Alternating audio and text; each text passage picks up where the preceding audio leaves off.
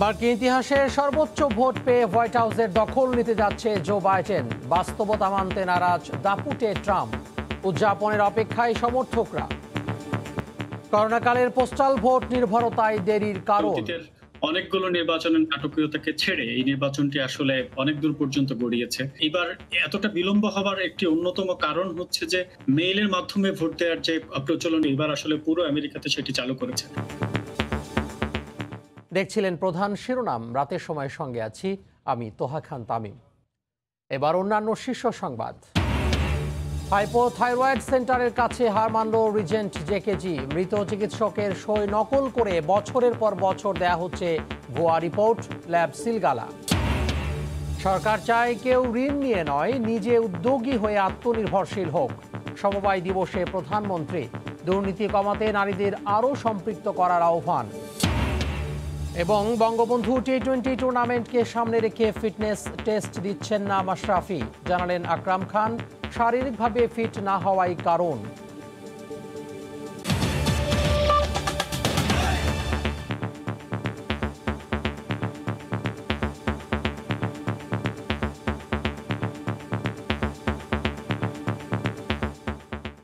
শুরুতেই মার্কিন প্রেসিডেন্ট নির্বাচনের খবর।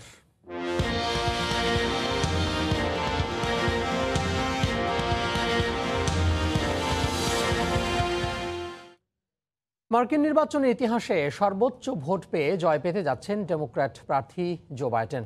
জয়ের দ্বার প্রান্তে তিনি বলেন, এর আগে কোনো প্রেসিডেন্ট এত বেশি জনগণের সমর্থন পাননি।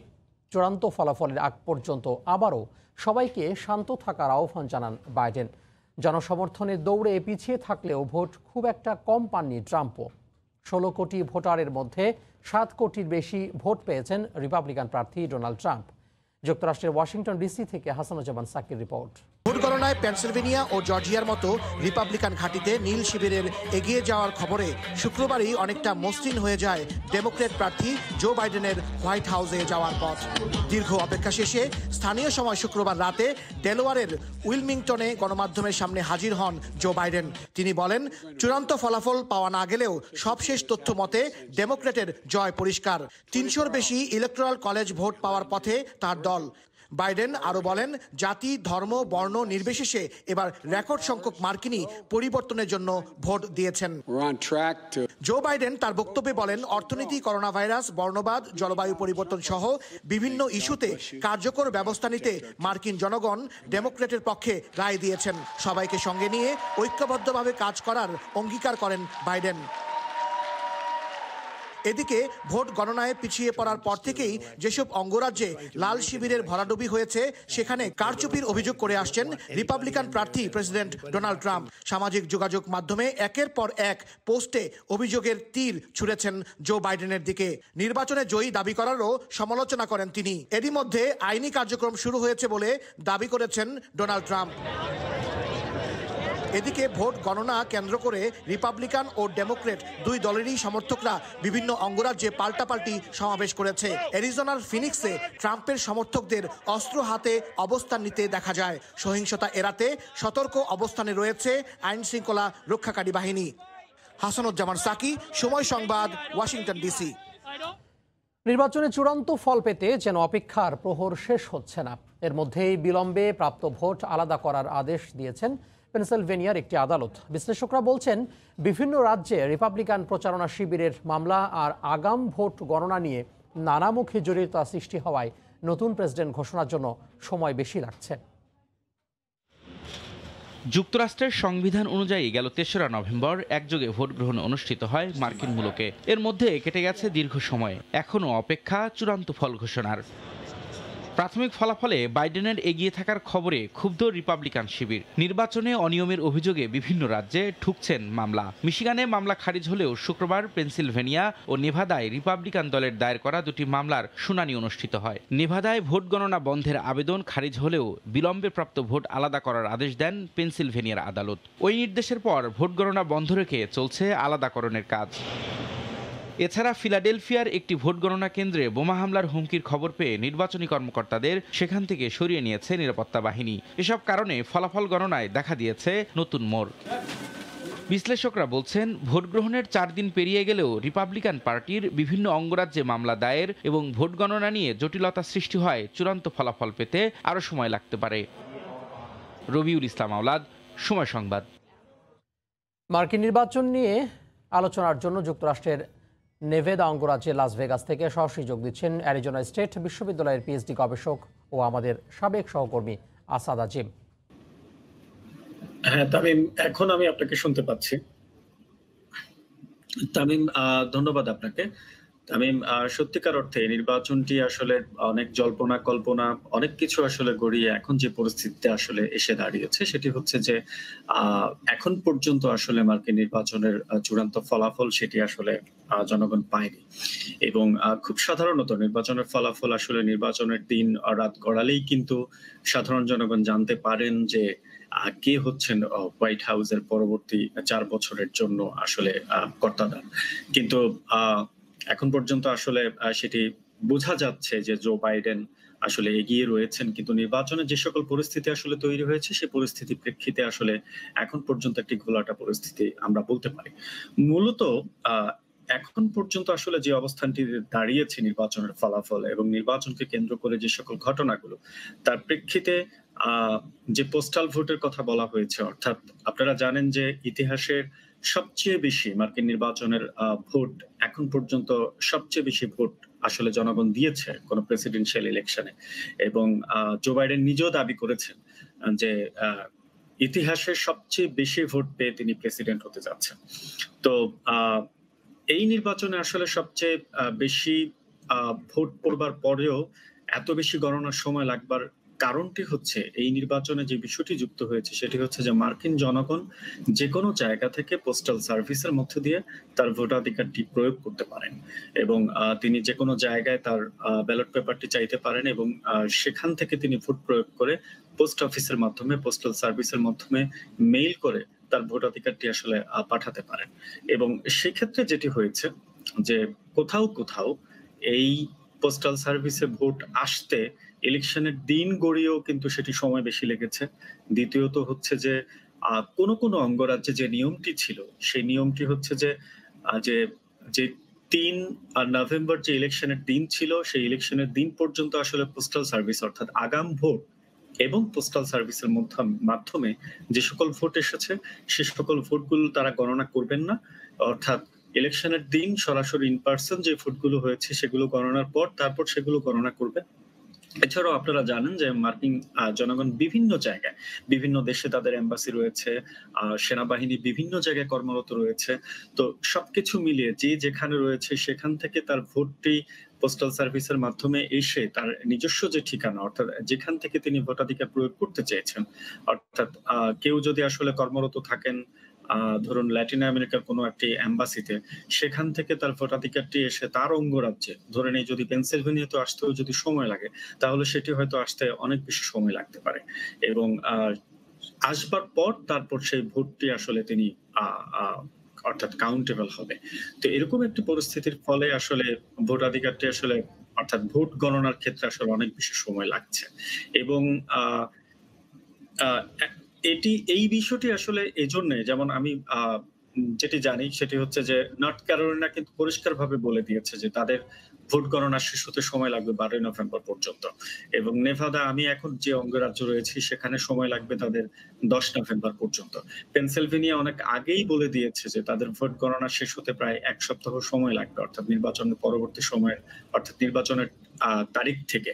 অর্থাৎ সবকিছু মিলিয়ে এই ভোট গণনার বিষয়টির সাথে এবং এই নির্বাচনে আসলে অনেক বেশি টানটান উত্তেজনা অর্থাৎ দু প্রার্থী অনেক বেশি ক্লোজ থাকবার কারণে যে পরিস্থিতি তৈরি হয়েছে যে কে নির্বাচিত হচ্ছেন এই বিষয়টি আসলে জনগণের কাছে পরিষ্কার হচ্ছে না। তার উপরে মার্কিন নির্বাচনের যে সকল নিয়মাবলীগুলো রয়েছে সেই নিয়মাবলীগুলোর প্রেক্ষিতে এখন যিনি আসলে বর্তমান প্রেসিডেন্ট ডোনাল্ড ট্রাম্প আগে থেকেই বলে আসছেন যে নির্বাচনে কারচুপি হতে পারে, কারচুপির একটি অভিযোগ তার কাছ থেকে আসতে পারে। এই গুঞ্জনটি অনেক আগে থেকেই তিনি আসলে দিয়ে আসছিলেন এবং সেটাই সত্যি হচ্ছে যেহেতু ইলেকশনটা অনেক বেশি কাছাকাছি এবং অনেক বেশি ক্লোজ হয়েছে এবং তিনি বিভিন্ন জায়গায় আবেদন করেছেন, অ্যাপিল করেছেন, কোথাও কোথাও তার অ্যাপিলগুলো খারিজ হয়েছে, জর্জিয়া খারিজ হয়েছে, মিশিগানে খারিজ হয়েছে এবং এবং বিভিন্ন জায়গায় পেনসিলভেনিয়াও কিন্তু তার কোনো কোনো অভিযোগ আমলে নেওয়া হয়েছে, উইসকনসিনে আবারও কাউন্টিং এর কথা বলা হয়েছে, অ্যারিজোনায় একবার ডিক্লেয়ার হয়ে যাবার পর আবার কিন্তু পরবর্তীতে যে ভোটগুলো সেই ভোটগুলো আবার গণনা হচ্ছে, অর্থাৎ পরবর্তীতে পোস্টাল সার্ভিসের মাধ্যমে যে ভোটগুলো আসছে সেগুলো গণনা হয়ে অ্যাসোসিয়েটেড প্রেস এবং ফক্স নিউজের তথ্যের ভিত্তিতে যেটা আসলে আমরা সবাই দেখতে পেয়েছি যে জো বাইডেন শিবির যে ইলেকট্রাল ভোটগুলো পেয়েছেন, কিন্তু এখনো কিন্তু সেই গণনাটি আসলে হচ্ছে। জি, ধন্যবাদ আসাদ আজিম আমাদের সাথে যুক্ত হওয়ার জন্য।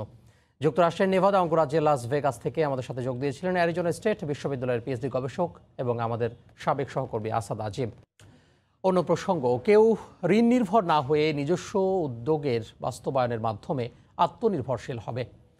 সরকার এমনটাই চাই উল্লেখ করে প্রধানমন্ত্রী শেখ হাসিনা বলেছেন, সমবায়ের মাধ্যমে নারীদের আরও সম্পৃক্ত হতে হবে। সকালে জাতীয় সমবায় দিবস উপলক্ষে আয়োজিত অনুষ্ঠানে একথা বলেন প্রধানমন্ত্রী। তিনি জানান, দারিদ্র্য বিমোচন করতে প্রয়োজন সমবায় উদ্যোগ।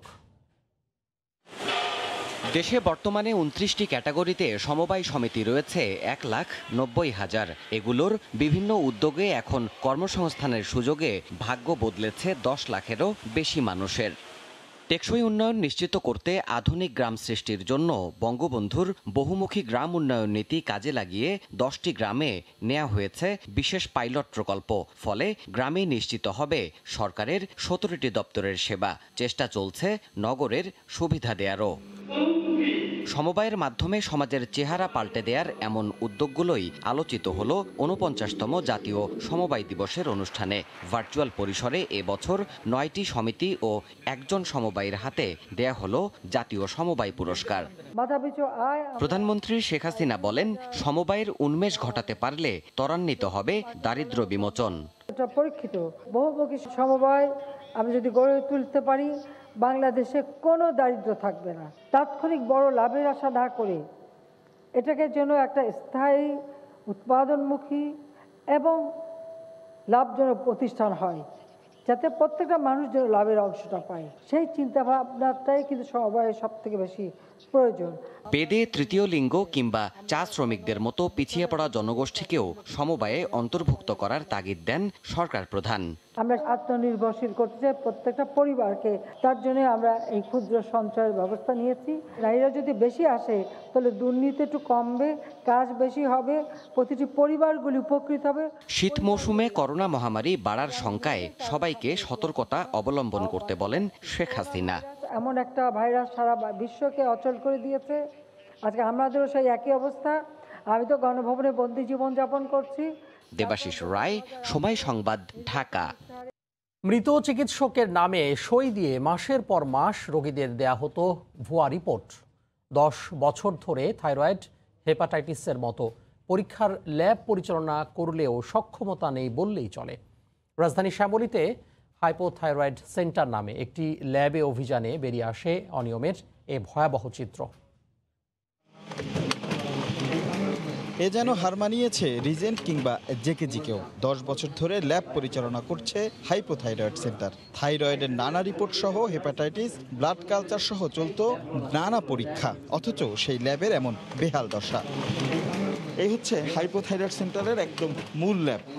এই ল্যাবে যে কি পরিমাণ টেস্টের রিপোর্ট দেওয়া হয় সেটি তো আমরা দেখেছি, কিন্তু টেস্ট করা হয় কেবলমাত্র এই যে এখানে মিলেছে কেবলমাত্র 2টি মাইক্রোস্কোপ এবং এভাবে ফেলে রাখা বেশ কিছু স্যাম্পল আর একটি নষ্ট ফ্রিজ, যার মধ্যে বিভিন্ন ধরনের টেস্টের উপকরণ সাজানো আছে। আর রিপোর্ট দিতে ব্যবহার করা হতো নামী চিকিৎসকের নাম। সবশেষ অধ্যাপক মনিরুজ্জামানের স্বাক্ষরে অক্টোবরে রিপোর্ট দেওয়া হলেও এই চিকিৎসক করোনায় প্রাণ হারান মে মাসের প্রথম সপ্তাহে। কর্মচারীরা বলছেন 2-1টা টেস্ট করা হলেও বাকিগুলো দেওয়া হতো অনুমান করে। সব হতো না, কিছু কিছু টেস্ট হতো। তারপর আমি প্রত্যেকটা জেলা প্রিন্ট করতাম, মানে যে যে জেলা আছে লক্ষ্মীপুর, যশোর, খুলনা থেকে প্রিন্ট করে আমি বুকিং দিতাম। রিপোর্ট করে উনি বলতো যে এই পয়েন্টটা তুমি বসাই দাও, এটাই, আর আমি ওটা বসাতাম। জি, আমি তো 1.5 বছর আছি, ওনাকে আমি আসতে দেখি নাই। এছাড়া আরও মিলেছে চিকিৎসকের স্বাক্ষর করা অসংখ্য ভুয়া রিপোর্ট। থাইরয়েড সেন্টার দেশের বিভিন্ন এলাকা থেকে কুরিয়ারের স্যাম্পল সংগ্রহ করে মেইলের মাধ্যমে রিপোর্ট সরবরাহ করত। এই যে একটা সংঘবদ্ধ চক্রমাদের কাজটি করছে, এটি আসলে খুব দুঃখজনক এবং এতে করে কিন্তু আমাদের চিকিৎসা ব্যবস্থার প্রতি কিন্তু আসলে মানুষের এক ধরনের অনাস্থা তৈরি হতে যেতে পারে এবং আলটিমেটলি রোগী তো সাফার করছে, কারণ তার যদি সঠিকভাবে ডায়াগনোসিস না হয়, টেস্ট সঠিকভাবে না হয়, তাহলে তো সেই রোগীকে সঠিকভাবে ডায়াগনোসিস করা যাবে না। দুজনকে 2 বছরের কারাদণ্ড ও প্রতিষ্ঠান সিলগালা করে র্যাব। পাশাপাশি খোঁজা হচ্ছে মালিক বাকেরকে। রাশেদ লিমন, সময় সংবাদ, ঢাকা। স্বাস্থ্য অধিদপ্তরের হিসেবে করোনা আক্রান্ত হয়ে দেশে আজ দুপুর পর্যন্ত 24 ঘন্টায় 13 জন মারা গেছেন। নতুন শনাক্ত হয়েছেন 1289 জন। এ নিয়ে দেশে মোট শনাক্তের সংখ্যা 4,18,764 জন।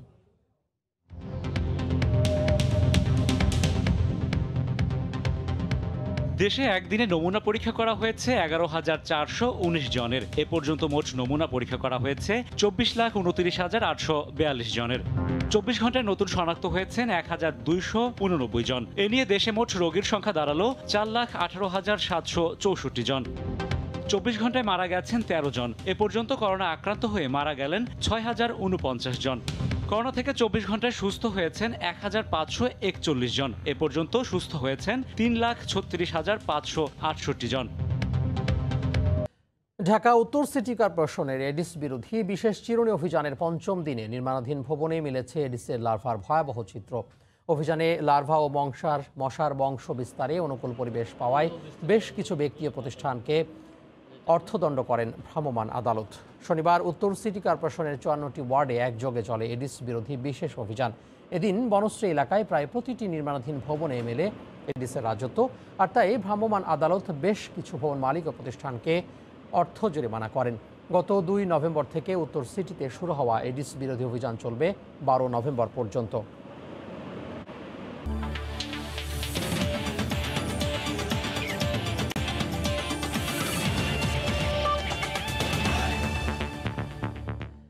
এখনও শারীরিকভাবে পুরোপুরি ফিট না হওয়ায় বঙ্গবন্ধু টি-20 টুর্নামেন্টকে সামনে রেখে পূর্ব নির্ধারিত সময়ে ফিটনেস টেস্ট দিচ্ছেন না মাশরাফি, জানিয়েছেন বিসিবির ক্রিকেট অপারেশনসের চেয়ারম্যান আকরাম খান। এদিকে চলতি মাসের 21 কিংবা 22 তারিখ থেকে মাঠে গড়াচ্ছে টুর্নামেন্টটি। আসর সামনে রেখে 4টি ক্যাটাগরিতে 160 ক্রিকেটারের একটি খসড়া তালিকা তৈরি করেছে বিসিবি। ক্রিকেটারদের ড্রাফট হবে 12 নভেম্বর।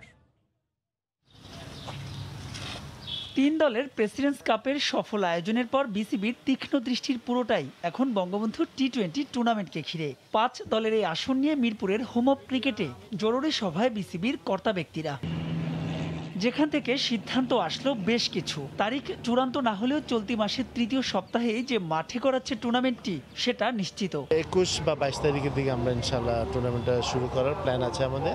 ড্রাফট আমরা সম্ভবত 12 তারিখে করছি। স্পন্সরটা এখনো 90% হয়ে গেছে, বাট এখনো কিছু ফর্মালিটিস বাকি আছে, ওটা হলে আমরা কনফার্ম করতে পারব। চমক বলতে 160 ক্রিকেটারের প্রাথমিক তালিকায় নাম নেই মাশরাফির। পূর্ব নির্ধারিত 9 ও 10 নভেম্বরের ফিটনেস টেস্টও দিচ্ছেন না তিনি।